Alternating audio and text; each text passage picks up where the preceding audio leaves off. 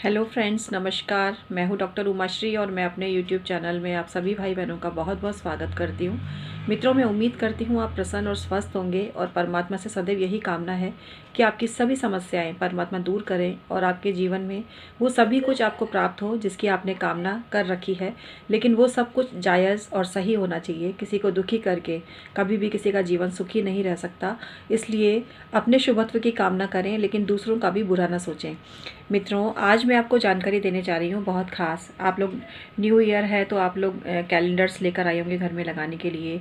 कई बार फ्री भी आते हैं, गिफ्ट में भी आते हैं, कुछ खरीद कर भी लाते हैं। तो कैलेंडर्स आप अपने घर में लगाइए, लेकिन किस तरह के कैलेंडर आपको अपने घर में नहीं लगाने चाहिए और किस जगह पर आपको लगाने चाहिए और कहाँ नहीं लगाने चाहिए, आज की वीडियो में मित्रों यही प्रकाश डालने जा रही हूँ। लेकिन अगर आपने मेरा चैनल सब्सक्राइब नहीं किया है तो प्लीज़ सब्सक्राइब करिए मेरे चैनल को। यह बिल्कुल निःशुल्क है, बिल्कुल फ्री है। और जो लाखों की संख्या में दिनों दिन आपकी जो प्रतिक्रियाएं आती हैं, आप लोग जो जानना चाहते हैं, उसका बहुत बहुत स्वागत है। आप किसी विषय पर कुछ खास जानकारी चाहते हैं तो ज़रूर ही कमेंट्स में भेजिएगा। इसके अलावा आप अपनी कुंडली का परामर्श भी ले सकते हैं। अभी डिस्काउंट चल रहा है, तो अपने परामर्श की प्रक्रिया को जानने के लिए आप डिस्क्रिप्शन में ईमेल आईडी चेक करिए और उसके थ्रू हमसे कॉरेस्पॉन्डेंस करिए।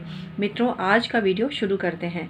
कैलेंडर हर घर में मिलता है, चाहे वो दिखावे के तौर पर हो, दिखावे से मतलब डेकोरेटिव आइटम के तौर पर हो, या एक पंचांग का ही छोटा रूप होता है जिसके द्वारा हम वार, तिथि, नक्षत्र, करण और योग के बारे में जानते हैं, तीज त्योहारों के बारे में जानते हैं, सरकारी छुट्टियों के बारे में जानते हैं, विशेष मुहूर्त के बारे में जानते हैं। तो काफ़ी कुछ कैलेंडर हमें बताता है। कैलेंडर जो होता है एक नियमितता भी बताता है, जिसमें हम हिसाब भी लिखते हैं। बहुत कुछ चीज़ें हमारे कैलेंडर बताता है। लेकिन कई बार कैलेंडर गलत दिशा में भी लगाया जाता है और कई बार कैलेंडर में पिक्चर्स जो होते हैं वो सही नहीं होते हैं घर के वास्तु के हिसाब से। तो कई तरह के अवरोध ज़िंदगी में उत्पन्न होते हैं। पहले तो आपको बताती हूँ कैलेंडर ऐसी जगह कौन सी है जहाँ नहीं लगाना चाहिए। आपके बाथरूम, टॉयलेट में कैलेंडर भूल कर भी ना लगाएं। कई जगह हमने देखा है, इसलिए इस बात को बोला जा रहा है यहाँ पर। तो कैलेंडर टॉयलेट, बाथरूम वगैरह में कहीं भी इस जगह पर भूल कर भी ना लगाएं। दूसरा, जो आपके दरवाजे होते हैं, दरवाजे के पीछे का जो एरिया होता है जहाँ पर लोग प्राय हैंगर वगैरह टांग देते हैं, खूंटी टाइप टांग देते हैं, तो वहाँ पर कभी भी कैलेंडर नहीं टांगना चाहिए। ये बहुत ही अशुभ संकेत होता है। आपके सिरहाने पर भी कैलेंडर नहीं होना चाहिए, चाहे वो टांगने वाला हो, चाहे वो जिसको बोलते हैं स्टैंडिंग पोजीशन में होता है, जिसको कि हम रख देते हैं एक डेकोरेटिव आइटम के रूप में। तो ऐसे भी कैलेंडर नहीं होना चाहिए। कैलेंडर आप अपनी ड्राइंग रूम में लगा सकते हैं, अपने ऑफिस में लगा सकते हैं, अपने पूजा रूम में लगा सकते हैं।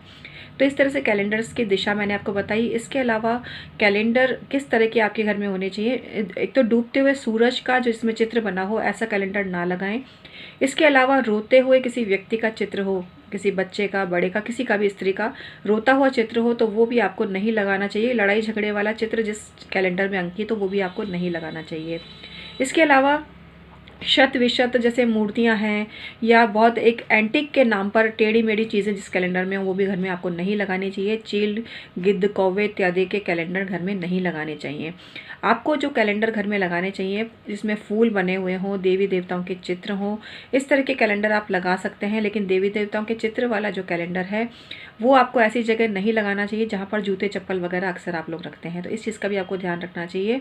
तो इस तरह से कैलेंडर्स के बारे में कुछ खास बात मैंने आपको बताई। लेकिन हाँ, डूबते हुए सूरज का जिसमें चित्र हो, सूखे पेड़ पौधे हो, रोते हुए मनुष्य का चित्र हो, ऐसे कैलेंडर आपको नहीं लगाने चाहिए।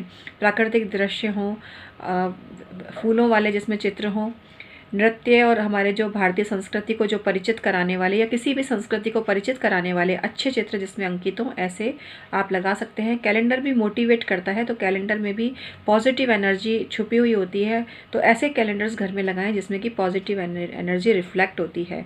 आज का वीडियो समाप्त करती हूँ मित्रों। तो कैलेंडर बहुत ही सोच समझ के लगाइएगा। बहुत बहुत धन्यवाद मित्रों।